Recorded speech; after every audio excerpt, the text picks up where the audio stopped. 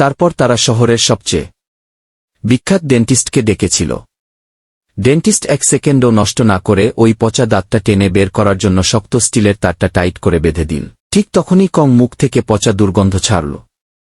সব প্রস্তুতি শেষ হতেই জেন স্পেসক্রাফট হঠাৎ করে ওপরে উঠে গেল। তখনই এক ঝটকায় কিং কং এর বিশাল দাঁত বেরিয়ে এল।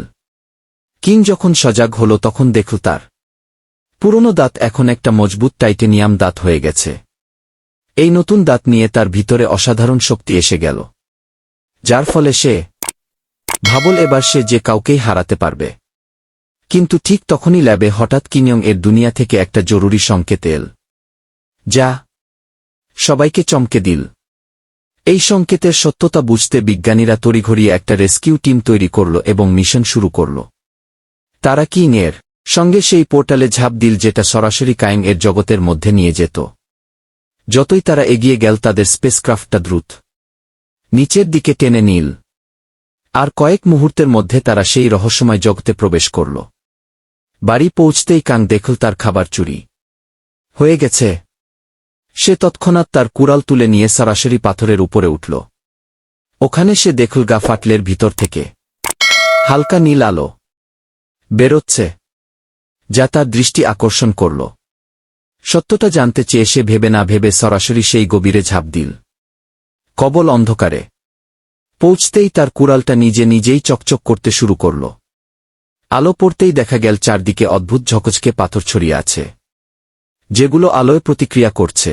তখনই হঠাৎ দূর থেকে ভয়ঙ্কর গর্জনের আওয়াজ উঠল। সেই আওয়াজের পিছু নিয়ে ঝর্ণার ওপারে পৌঁছানো সেখানে এক নতুন লুকানো জগৎ দেখতে পেল। ধীরে ধীরে এগোতে এগোতে একটা অদ্ভুত দুর্গন্ধ পেয়ে গেল যা যেন তাকে নিজের দিকে টেনে নিচ্ছিল। হঠাৎ তার সামনে এক ভয়ঙ্কর এবং বিশাল ছায়া উঠে এলো। সেটা দেখেই কিং সঙ্গে সঙ্গে তার কুঠার তুলে নিয়ে লড়াইয়ের জন্য প্রস্তুত হল।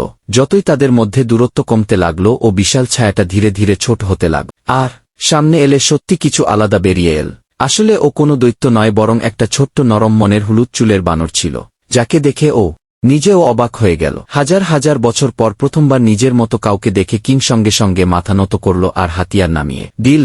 তারপর সে বানরের সঙ্গে বন্ধুত্ব করার জন্য হাত বাড়াল। ও ভাবছিল ছোট বানরটাও নিশ্চয়ই তার মতো কাউকে দেখে খুশি হবে, কিন্তু হঠাৎ বানরটা কিংকে জোরে কামড়ে দিল। এত কষ্ট করে নিজের মতো কাউকে খুঁজে পেয়ে তারপর কিং তাকে এত সহজে যেতে দিতে চাইল না।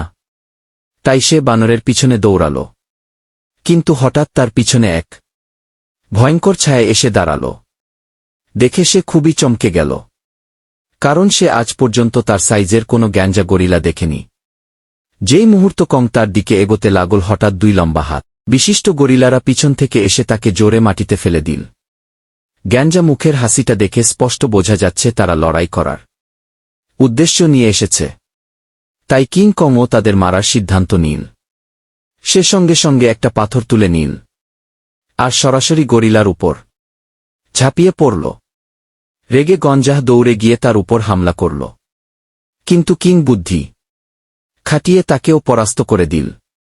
কক্ষণের মধ্যেই সে সবাইকে মাটিতে লুটিয়ে দেয়, এমনকি গঞ্জা কাউর কুঠার হাতে নিয়েও কিছু করতে পারেনি, আর চারিদিকে ছিটকে পড়ল। ঠিক তখনই যখন কিং তার অস্ত্র তোলার জন্য এগোচ্ছিল, হঠাৎ ছোট হলুদ বানর ছুটে এসে তার মুখে ঝাঁপিয়ে পড়ার চেষ্টা করল। এটা দেখে কিং তাকে ধরে ফেলল আর তাকে অস্ত্র বানিয়ে বাকি গরিলাদের বেপরোয়া মারাধর করল, যদিও তারা জানত যে ওরা কিংয়ং এর সামনাসামনি লড়াই করতে পারল না। মুভিটির দ্বিতীয় পার্ট দেখতে হলে আমাদের চ্যানেলটিকে সাবস্ক্রাইব করুন এবং কমেন্ট বক্সে লিখুন দ্বিতীয় পার্ট।